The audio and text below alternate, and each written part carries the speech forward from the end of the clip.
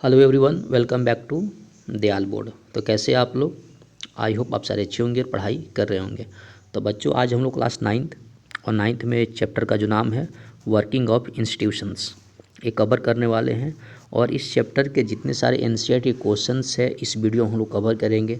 तो किसी भी क्वेश्चन से रिलेटेड अगर किसी प्रकार का डाउट वगैरह हो तो ज़रूर आप कमेंट करके पूछ सकते हैं। और आप लोग कॉपी और पेन लेकर आप लोग साथ में बैठ जाओ और वीडियो पॉज करके आप लोग क्वेश्चन का जो आंसर है नोट डाउन कर सकते हो।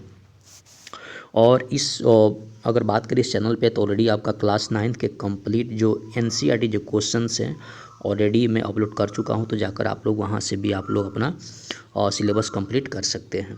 तो question number 1, if you are elected as the president of India which of the following decisions can you take on your own. इसका मतलब क्या हुआ कि अगर मान लो कि आप भारत के राष्ट्रपति अगर चुने जाते हैं तो इनमें से कौन सा जो डिसीजन है आप ले सकते हैं। ये select the person you like as prime minister, मतलब ये हुआ कि अगर आप जिस पर्सन को आप पसंद करते हैं उसको क्या प्राइम मिनिस्टर सेलेक्ट कर सकते हैं। Dismiss A prime minister who has majority in Lok Sabha, क्या आप प्रधानमंत्री को हटा सकते हैं जिनकी आपका लोकसभा में आपका बहुसंख्यक नंबर है। Ask for reconsideration of bill passed by both the houses, मतलब क्या है कि अगर जो भारत के जो दो हाउस हैं जिसको हम लोग लोकसभा और राज्यसभा बोलते हैं तो वहाँ से कोई बिल पास कर सकता है तो क्या उसको रिकन्सिडर कर सकते हैं। Nominate the leaders of your choice to the council of minister, तो इसका मतलब क्या हो कि है ना कि काउंसिल मिनिस्टर का जो अपने चॉइस से अपने मन से कोई लीडर को नेता को नॉमिनेट कर सकते हैं। तो इस क्वेश्चन का ऑप्शन अगर सी है, ask for consideration of bill passed by the both the houses. समझे बात को। और राष्ट्रपति का जो काम है कि जो दोनों सभा से जो बिल पास होती है उसको रिकन्सिडर करना, देखना है ना। नेक्स्ट क्वेश्चन है, who among the following is a part of political executive. इसमें बोल रहा है कि इसमें से पॉलिटिकल एक्सिक्यूटिव का कौन सा पार्ट है। District collector, secretary of the minister of home affairs, home minister और डायरेक्टर जनरल ऑफ पुलिस। तो ऑप्शन सी है होम मिनिस्टर। नेक्स्ट क्वेश्चन है, which of the following statements about the judiciary is false. तो कहता है इन चारों में से कौन सा जो कथन है, जो स्टेटमेंट है, ये आपका न्यायपालिका से रिलेटेड गलत है। Every law passed by the parliament needs approval of the supreme court. इसका मतलब ये हुआ कि भारत के पार्लियामेंट से जो भी कानून पास होते हैं क्या इनको सुप्रीम कोर्ट की अप्रूवल की ज़रूरत होती है। Judiciary can strike down a law if goes against the spirit of the constitutions. Judiciary is independent of the executive, जो जुडिशरी है वो आपका एक्सिक्यूटिव से स्वतंत्र है। Any citizen can approach the courts if her rights are violated, तो कहता है कोई भी नागरिक है ना सुप्रीम कोर्ट आपका अप्रोच कर सकता है अगर उसके अधिकारों की हनन हुई है। तो इस क्वेश्चन का ऑप्शन ए करेक्ट हो जाएगा।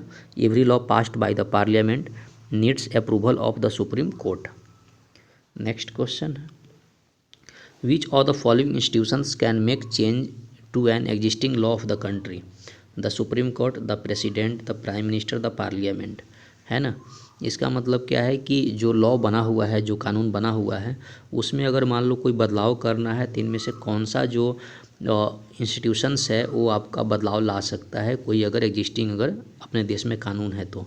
Supreme court, president, prime minister, parliament, तो ऑप्शन इसका डी होगा पार्लियामेंट। भारत के कानून में अगर कोई सुधार करना है या कोई किसी प्रकार का कोई अगर काम करना है कानून से रिलेटेड तो आपका पार्लियामेंट में होते हैं, न कि सुप्रीम कोर्ट, प्रेसिडेंट और प्राइम मिनिस्टर में। नेक्स्ट क्वेश्चन है, match the ministry with the news that the ministry released. इसमें क्या है कि मिनिस्ट्री को आप लोग क्या करना है, मैच करना है। ए बी तीन मिनिस्ट्री है ना।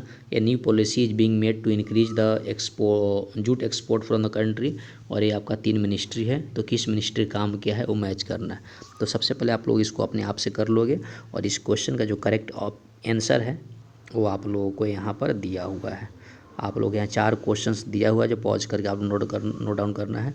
और इसका जो करेक्ट आंसर है काम और उसके मिनिस्ट्री कौन उस काम को ऑपरेट करता है उसके रिलेटेड। जैसे ऑप्शन ए है, a new policy is being made to increase the jute export from the country, तो कहता है कि अपने जो देश से जूट एक्सपोर्ट की ओर बढ़ावा मिले उसके लिए न्यू पॉलिसी कौन बनाता है, तो इसको बोलते हैं ministry of commerce and industry. समझे बात को। सेकंड है telephone service will be made more accessible in rural area, मतलब जो टेलीफोन सर्विस को ग्रामीण इलाकों में और इसको ज़्यादा से है ना लोगों तक पहुंच बनाया जा सके, ज़्यादा लोगों के पास से पहुँचे टेलीफोन वगैरह। तो कौन मंत्रालय इसको ऑपरेट करता है? Ministry of communication and information technology. C number में है the price of rice of and wheat sold under the public distribution system will go in down. तो कहता है कि चावल और गेहूं का जो दाम है ना, वो आपका पब्लिक डिस्ट्रीब्यूशन में आपका जाए, है ना। तो इसको कौन ऑपरेट करता है? Ministry of agriculture food and public distribution.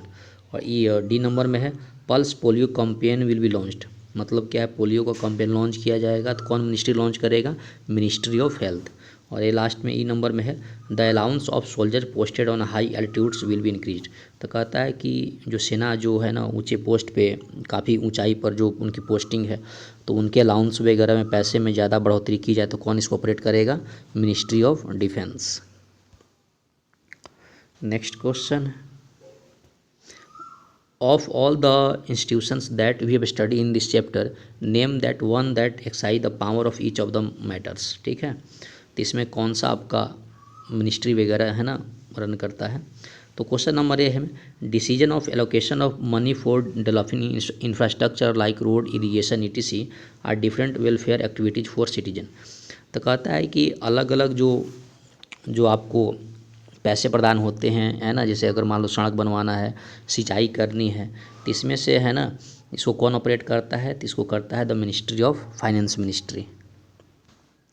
Second question है consider the recommendation of the committee of on a law to regulate the stock exchange. तो कहता है कि स्टॉक एक्सचेंज जो है ना को रेगुलेट करने के लिए जो कमेटी है तो कौन बनाता है? Parliament. Decide on a legal dispute between two state governments. तो कहता है कि दो राज्य के सरकारों के बीच में अगर कोई कानूनी अगर विवाद है तो कौन निपटाता है? Supreme court. नेक्स्ट क्वेश्चन है implements the decision to provide relief for the victims of earthquake. तो कहता है कि मान लो भूकंप के आने की वजह से अगर मान लो कई लोग उसके चपेट में या इनको जो राहत सामग्री अगर प्रोवाइड करना है तो कहते हैं द एक्सिक्यूटिव। नेक्स्ट क्वेश्चन है why the prime minister of India not directly elected by the people. तो कहता है कि भारत के जो प्रधानमंत्री हैं वो डायरेक्ट आपका लोगों के द्वारा क्यों निर्वाचित नहीं होते हैं? Choose the most appropriate answer to give the reason of choice. तो ये नंबर में है in a parliament democracy only the leader of the majority party in the Lok Sabha become the prime minister. Lok Sabha can remove the prime minister and council of minister even before the expiry of the term since the prime minister appointed by the president there is no need for it. और D number में है direct election of the prime minister will involve a lot of expenditure on this election. तो इस question का answer हो जाएगा in a parliament democracy only the leader of majority party in the Lok Sabha can become the prime minister. वो भी ऐसी बात है कि लोकसभा में जिस पार्टी का मेजोरिटी है तो उसका जो नेता होगा वही प्रधानमंत्री बनेगा। This is to ensure that prime minister secures a majority support the prevents him or her on being either a puppet or a dictator since his has no function along the council of ministers. Next question है three friends went to watch a film that saw the hero becoming a chief minister of a day making a big change in the state. Imran said this is what the country needs. Rizwan said this kind of personal rule without the institutions is dangerous.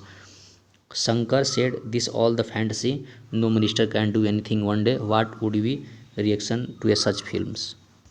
This film is आपका realistic. A single man cannot do anything alone. He have to follow procedures and guides written in the constitutions. A personal rule without institution is dangerous.